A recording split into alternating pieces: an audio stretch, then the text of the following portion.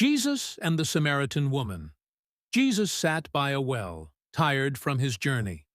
A Samaritan woman arrived to fetch water, and Jesus asked her for a drink. She was surprised, as Jews and Samaritans didn't usually interact. Jesus offered her living water, promising that whoever drank it would never thirst again. The woman was intrigued and asked for this water. Jesus revealed that he knew about her past, and she realized he was a prophet. They discussed worship, and Jesus told her that God seeks true worshipers who worship in spirit and truth. The woman left her jar and returned to her village, sharing her encounter with others.